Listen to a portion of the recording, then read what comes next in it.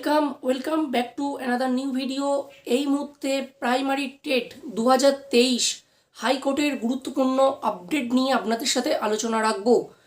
High court, মহামান্য high court প্রাথমিক শিক্ষা পর্ষদকে জানতে চাইল যে 2023 প্রাইমারি টেট রেজাল্ট কেন বার করা হচ্ছে না, সেই বিষয়ে প্রাথমিক শিক্ষা পর্ষদের কাছে জানতে চাইল।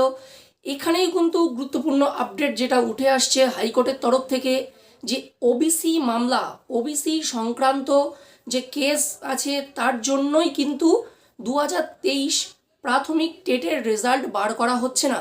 এর সম্পূর্ণ পুঙ্খানুপুঙ্খ বিশ্লেষণ নিয়ে আলোচনা রাখবো। ভিডিওটি আপনারা প্রথম থেকে শেষ পর্যন্ত দেখুন। আর আমাদের চ্যানেল স্বপ্নের ভূগোল যারা এখনও পর্যন্ত সাবস্ক্রাইব করেননি তারা এই মুহূর্তে সাবস্ক্রাইব করুন ও আমাদের প্রতিটি video time to time update পেতে পাশে থাকা বেল আইকনটি প্রেস করুন।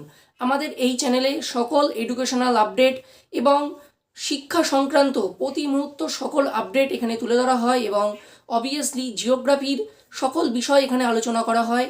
তো চলুন শুরু করা যাক ভিডিওটি।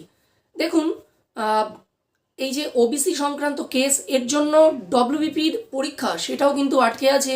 সেখানেও পিআরবি বোর্ডের তরফ থেকে বলা হচ্ছে যে ওবিসি কেস যতদিন না মিটবে ততদিন কোনো রিক্রুটমেন্ট প্রসেস করা যাবে না, কোনো পরীক্ষা নেওয়া যাবে না, তারা স্পষ্টভাবেই জানিয়েছে।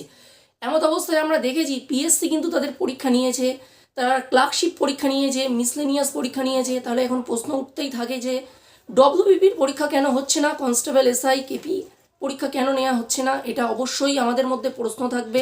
এটা ছাত্রছাত্রীদের মধ্যে কারো প্রশ্ন, আমি সেটাই তুলে ধরলাম আমাদের চ্যানেলের মাধ্যমে। এবার চলে আসি যে 2023 প্রাথমিক টেট, এটার বিষয় কি আছে। দেখুন, আপনারা ভালো করেই জানেন যে পর্ষদ সভাপতি